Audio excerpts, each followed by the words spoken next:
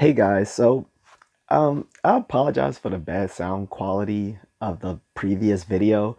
I was still in Virginia, way out in the mountains, and it had started raining, so it interfered with the sound. So I apologize again for that.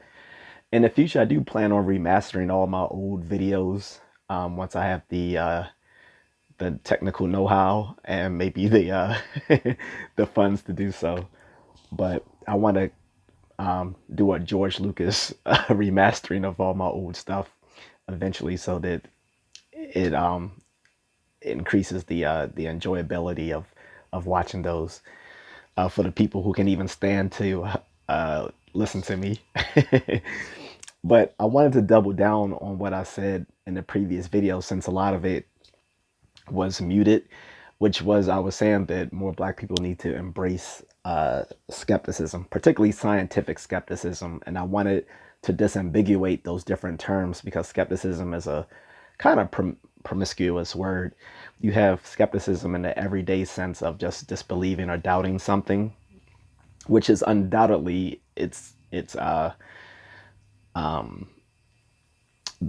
best usage, but it has become a technical term in different domains. So in philosophy, it's more of a universal sort of skepticism against any sort of knowledge, or at least the justification of knowledge.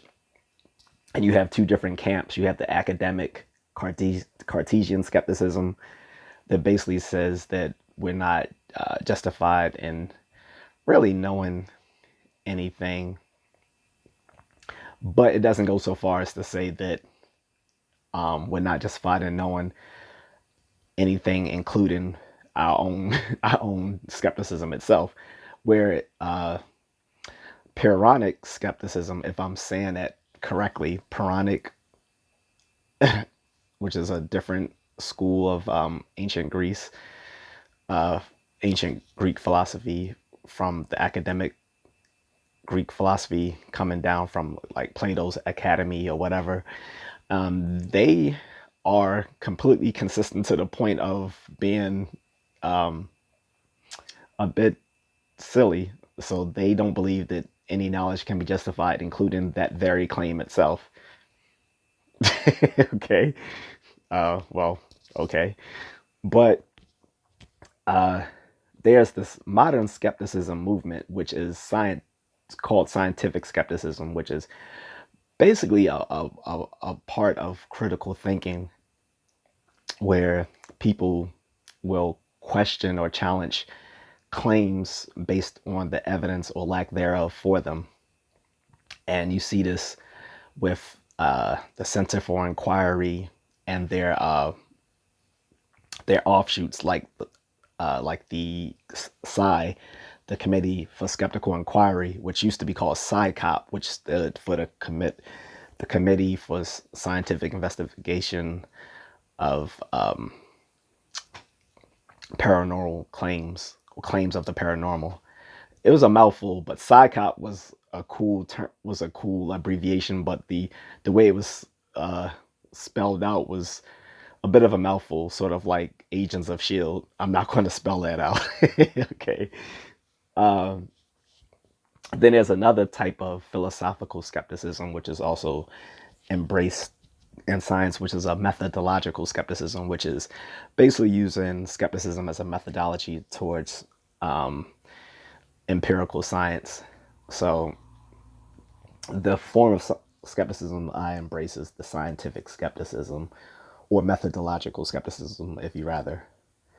And you could basically see it as either radical skepticism, which is the more universal skepticism, or local skepticism, which is the scientific skepticism.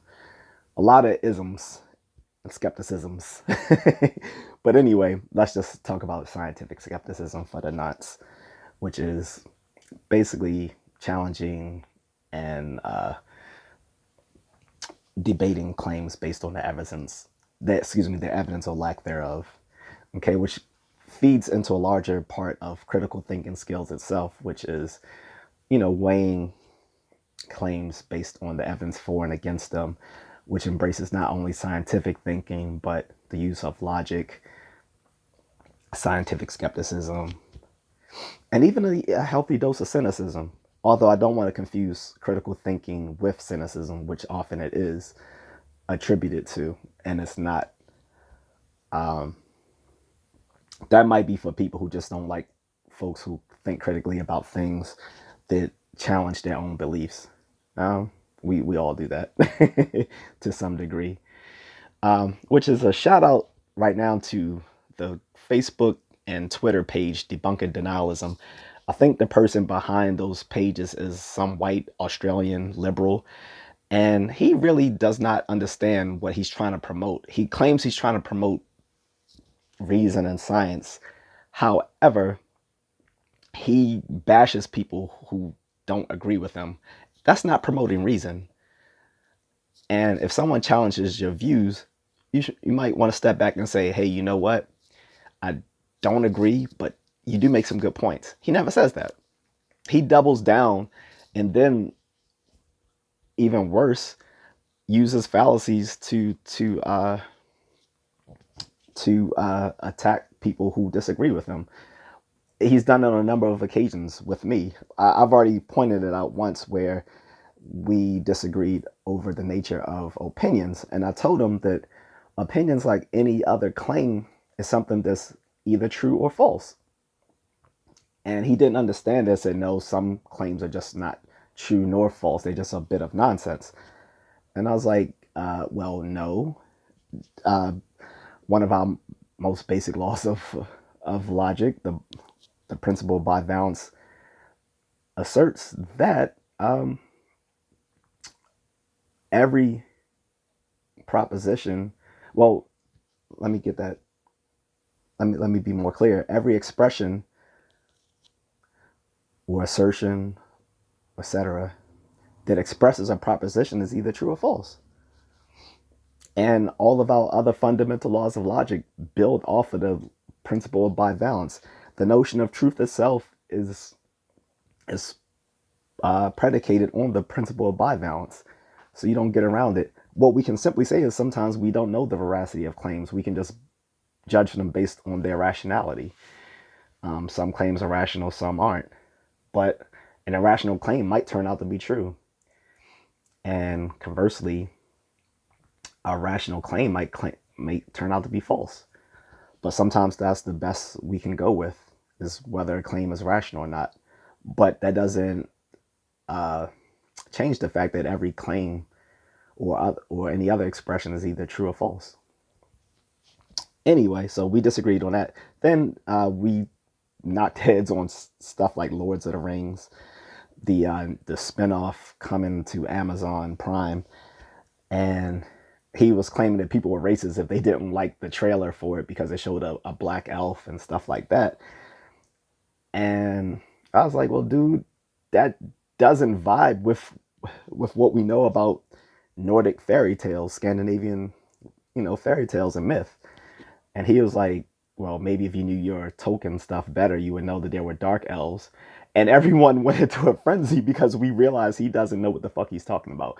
Everyone who's read Tolkien or other Scandinavian myths in general know that dark elves don't actually refer to dark-skinned people. It refers to a race of elves that never received enlightenment. In the Tolkien example, they were the elves that never ventured off to seek the different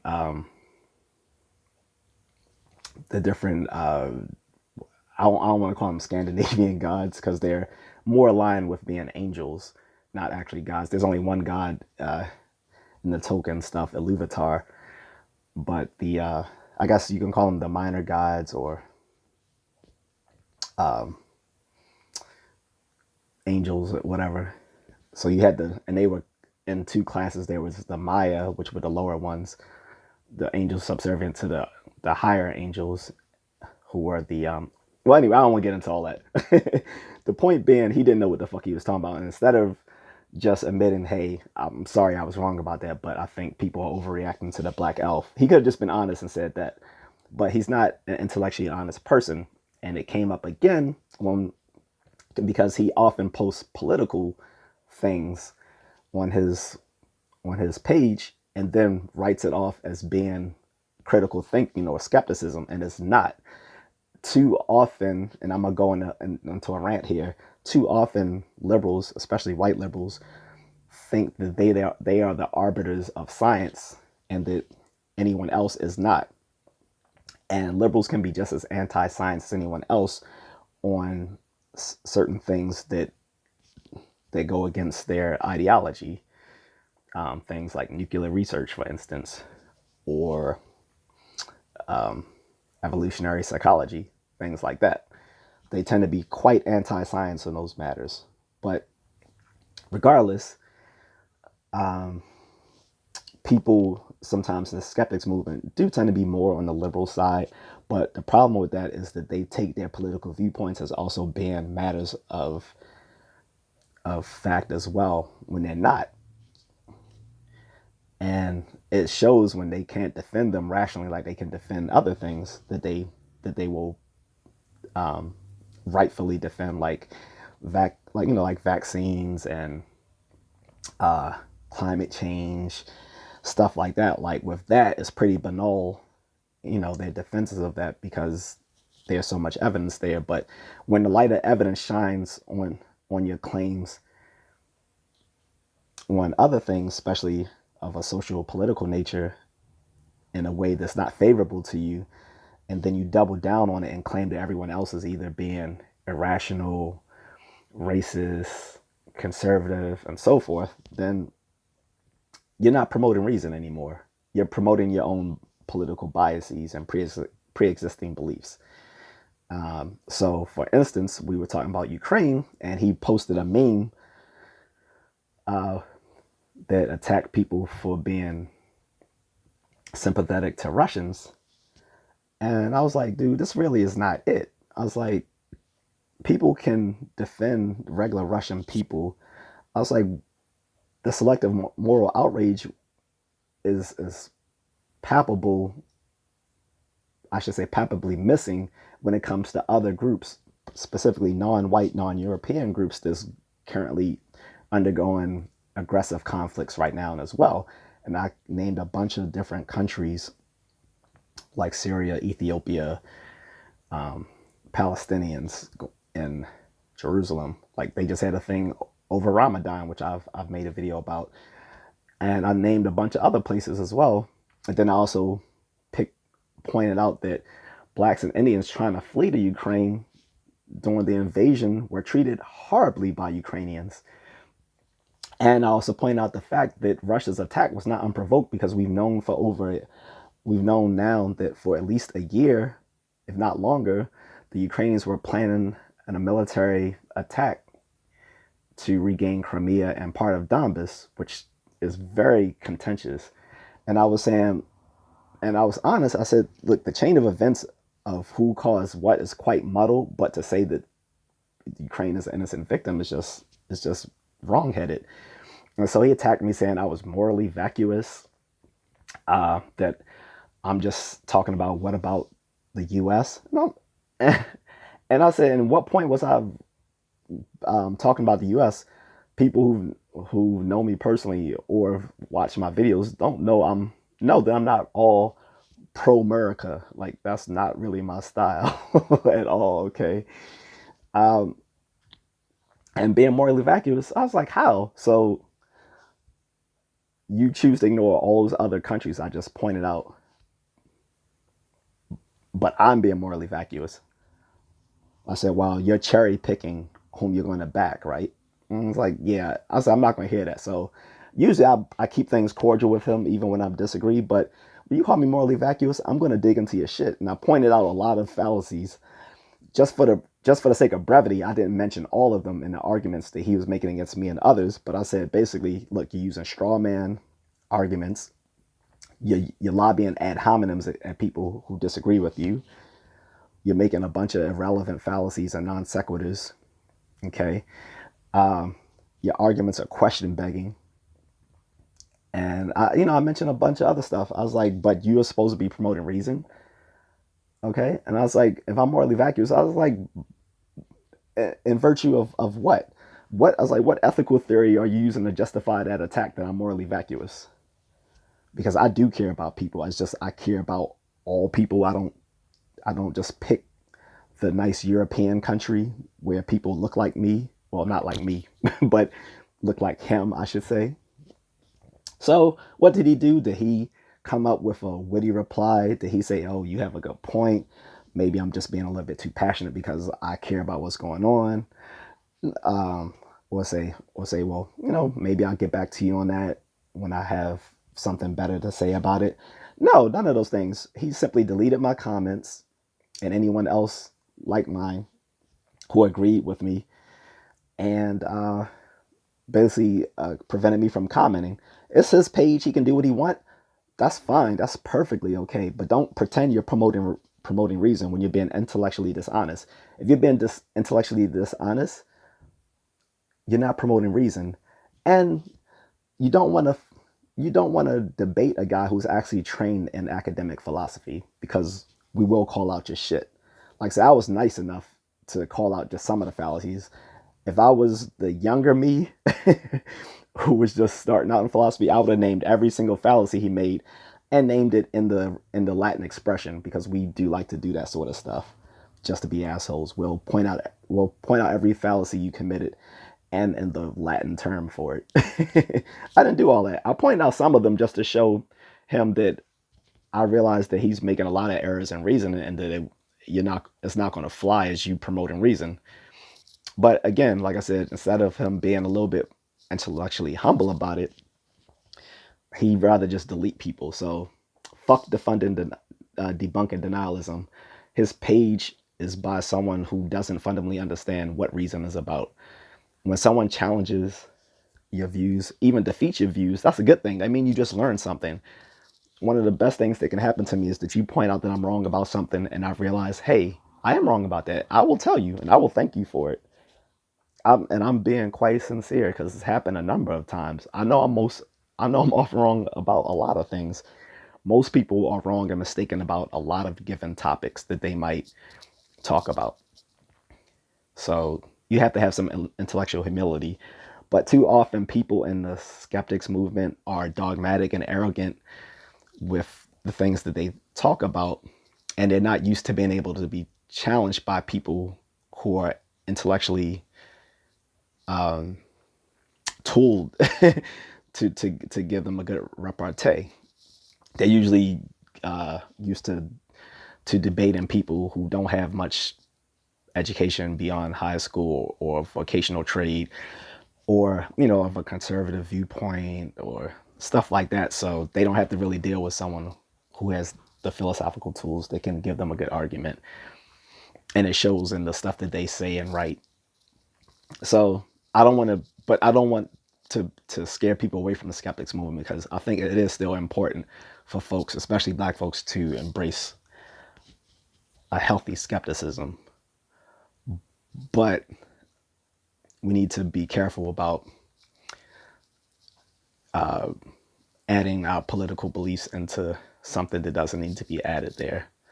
That's why I'm independent politically, because I don't think you can be partisan and think critically about political matters.